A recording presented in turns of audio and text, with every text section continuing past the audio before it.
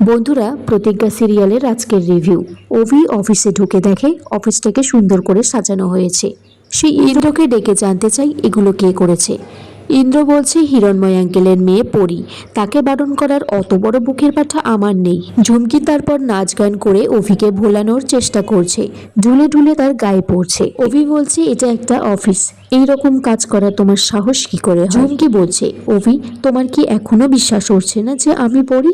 বলছে দেখো আমাকে পুরো মাধুরী দীক্ষিত লাগছে। অভি তখন বলছে যে সে বিবাহিত আর সে ছুটির সাথে বিয়ে করেছে, সুখে আছে। আজকে কাল রাত্রি চলছে, কালকে আবার সে তার স্ত্রীর কাছে চলে যাবে। অভি তারপর সেখান থেকে চলে গেলে ঝুমকি বলছে এর সত্য আমি তুলবই। অভি তারপর বাড়িতে ফিরে এসেছে, দরজায় হাত দিয়ে ছুটিকে ডাকছে, কিন্তু দরজাটা ভিতর থেকে লক নেই। অভি বলছে কতবার বলে গেলাম দরজাটা ভিতর থেকে লক করে যেতে। ছুটিকে সে ঘরে কোথাওই পাচ্ছে না। তারপর দেখা যায় ছুটি স্নান সেরে চুল মুছতে মুছতে বেরোচ্ছে। ছুটি আয়নার সামনে দাঁড়িয়ে চুল মুছে, কিন্তু অভিকে সে খেয়াল করেনি তার চুলের জল অভির মুখে গিয়ে পড়ছে। ছুটি তারপর অভিকে বলছে যে আপনি নক না করেই ভিতরে চলে এলেন। ঠিক সেই সময় অভির মা ভিতরে ঢুকে বলে যে ছুটি ছুটি অভিকে কেন আপনি বলছো? অভি তখন বলছে যে তার মাকে যে সে ভুল শুনেছে।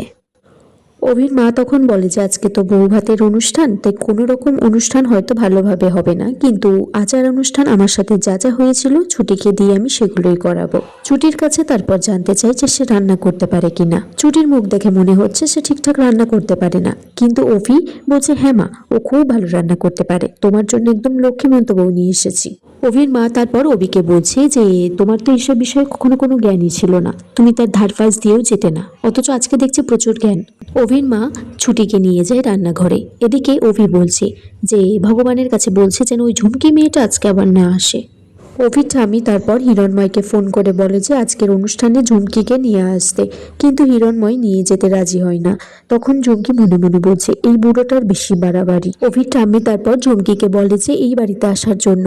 ঝুমকি বলছে যে ঠাম্মি আমি নিশ্চয়ই যাব, কিন্তু দেখো যে আমার জন্য যেন অভির সংসারটা না ভাঙে।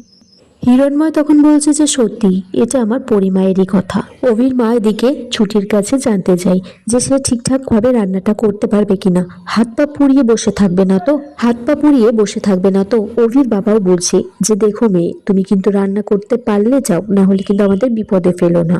রেহান তখন বলছে নতুন বৌদি, তুমি আমাদেরকে মাটন কষা পাতুরি এগুলো করে করে রান্না করে খাওয়াবে। ওই শিখা তো একবার কি করেছিল, পাতুরি রান্না করতে গিয়ে পাতাটাই পুড়িয়ে ফেলেছে, আর মাছটা ভিতরে কাঁচা আছে। অভির ঠাম্মি স্বর্ণলতা তারপর সেখানে এসে বলেছে যে রান্নাঘরে ছুটি যাবে না, কারণ রান্নাঘরটা লক্ষ্মীদের জন্য। ছুটি তখন বলছে যে সে রান্না করবে, রান্নাঘরে না ঢুকেই সে যদি রান্না করে দিতে পারে বাকিদেরকে কিন্তু সেটা খেতে হবে। সেই কথাই অভির ঠাম্মি রাজি হয়ে যায়। ছুটি তারপর একটা দাও নিয়ে বাগানে এসেছে কাঠ কুড়োনোর জন্য, সে বাগানেই রান্না করবে। অভি তার পিছন পিছন এসে বলছে যে আপনি রান্নাঘর ছাড়া রান্না করবেন কি করে? ছুটি তখন দাও তুলে বলছে আপনি উঁচুতলার মানুষ, নিচুতলার দিকে একটু তাকিয়ে দেখুন, তাহলে ব্যাপারটা বুঝতে পারবে। তখন ঝুমকি এসেছে। ঝুমকি বলছে এরা এত রোদ্দুরে বাগানে কি করছে?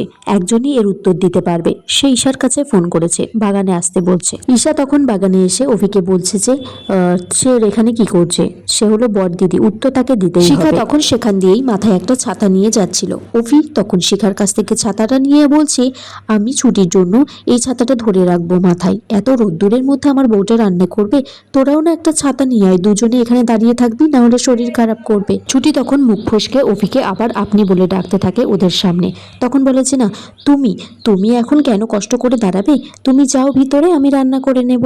ঝুমকি বলছে যে কাজটা তো ছুটিকে একাই করতে হতো, ছুটি এখানেই হেরে গেল। এদিকে ছুটি অভিকে বলছে যে আমি সবটা করে নেব গো, ভিতরে যাও। অভি মনে মনে বলছে কতটা কি করবে সে আমার জানা আছে। ঝুমকি তারপর সেখান থেকে চলে গেলে ছুটি অভিকে বলছে আপনি এত বাড়াবাড়ি কেন করেন? ঝুমকি কষ্ট পেল। অভি তারপর ছুটিকে বলছে যে ঝুমকিকে নিয়ে সালিশি করা বন্ধ করতে, নিজে যে কাজটা করে এসেছেন সেটা কি করে করবেন সেটা নিয়ে ভাবুন। এখানে এই পর্বটা শেষ হয়ে যায় বন্ধুরা, তোমরা কমেন্টস করে জানিও কেমন লেগেছে এই পর্বটা।